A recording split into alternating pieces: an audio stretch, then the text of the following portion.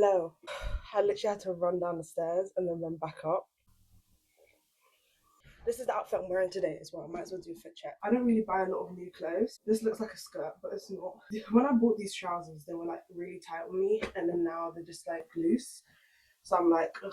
And like I would pull them up more and stuff, but I don't know. I feel like the more I pull it up, the more awkward I look. Today I have a job interview.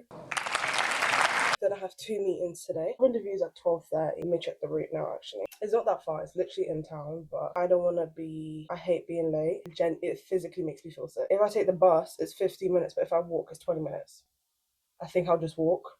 So today we're doing a very, very simple sort of makeup look just because I was breaking out on acne because I had my period like last week. So that always happens. Yay, Lush, love it. Blush.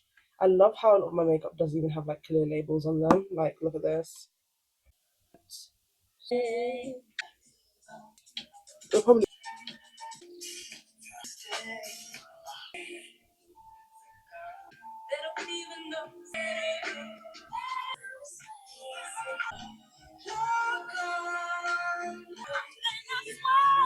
Now that the makeup look for today is finito, I am now gonna have to like pack my bag and stuff.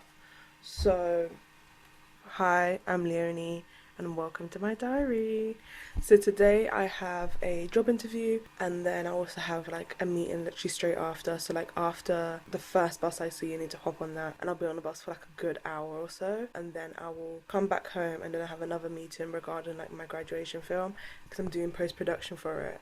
So I need to review the final cut of the footage, the posters and everything, and obviously we already had like a list of I guess festivals that we want to submit it to, but we're gonna have to update those lists because obviously as time moves on things close. Another thing on top of that would be we also want to do some fundraising as well, so I already create like a fundraising sort of page, but I need them to like look through it and see if there's anything that we should change and alter before I submit it for it to be reviewed, because once I submit it, it's very unlikely that I'm able to edit it as much, and I want it to be as minimal as possible in terms if I really do need to edit something, but I won't need to. Anywho, so this is my bag. I love, love her. Miss Sheila. I love vintage bags. I got it from Vinted. Really, really do love her. So what's going in my bag today, obviously, is my passport. My passport's going in the bag because when you do job interviews in the UK, you always need to bring your passport because that's your signal as like right to work, or if you're on a visa, then you have like a right to work visa and paperwork. I don't know too much on that side, so I don't want to speak too much on it. I'm bringing hand sanitizer. I'm obviously bringing my fan, but the fan is blowing cold air onto me now, so I'll bring my fan. I'm bringing this cream. This is the CeraVe Advanced Repair Ointment. I'm telling you, so good, especially if you have eczema. Beautiful. I'm bringing this. This is what's literally on my lips right now. It's the only thing that's on my lips. And the lip gloss plump thing is also on my lips too. So these are literally the two things that I use. And then Vaseline as well, just to keep myself hydrated on my lips. I am thinking of which type of perfume to use because at the moment I'm only using like a perfume oil, so I'm gonna have to look around. But I think I only have one perfume at the moment because no, actually I have two. I had three before, but one ran out and it smelled so good, but it ran out, and I'm gonna have to take this one, which is like a vanilla spray one. See, like this is what I was saying like earlier when I was doing my makeup, is that like everything that I have it for so long to the point the label literally comes off, like it fades off. So there's no point in me even like telling you what the brand is unless I bought it new and fresh. I think I'm gonna pack a book. Maybe I'm gonna show you the book that I'm currently reading. Reading question mark, girl. I'm gonna start reading it again because time's freeing up, but I'm gonna show you. So yeah, this is the book. It's called James Baldwin. No, it's not called James Baldwin. It's by James Baldwin. Tell Me How Long the Train's Been Gone by James Baldwin.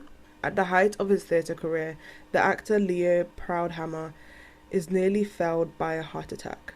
As he hovers between life and death, we see the choices that have made him inevitably famous and terrifyingly vulnerable.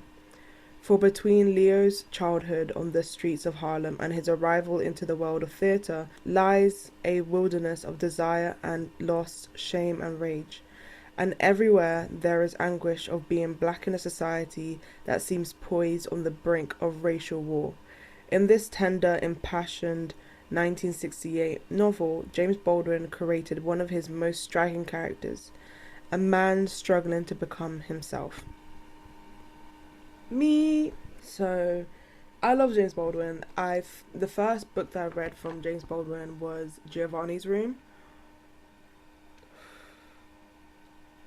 I love that book so much, so much. I gave it to my friend so that she can read it, and we're both like equally obsessed with the book. Not only is it like a short book, but it's one of the most beautifully written books I've ever like. It actually thoroughly inspired me to be like, I really would love to write a story like this. It inspired me to be a writer again, essentially. Like, I fell in love with writing again, because it was like, this is some powerful, I don't want to say powerful, like, oh my gosh, the world's gonna explode if no one reads it, but it's more sense of like, oh, let me get my phone, because I even wrote it in my Goodreads thing as well. Let me read it up. Let me get it up. So this is what I wrote. David, you cruel, cruel man. One's desire for love never factors in the process of the emotion, but the feeling itself, until present in a body that they can't simply comprehend. I'm going to repeat that again. David, you cruel, cruel man. One's desire for love never factors in the process of the emotion, but the feeling itself, until present in a body that they simply can't comprehend.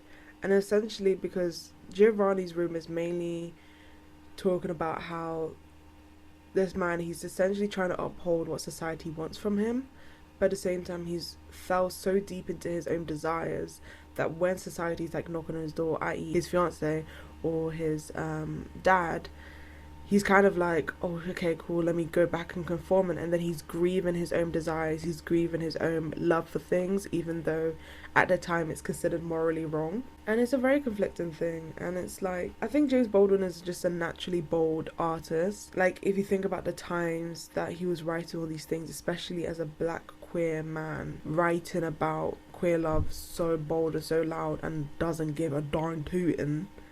It's just like, wow. Okay, now, bye.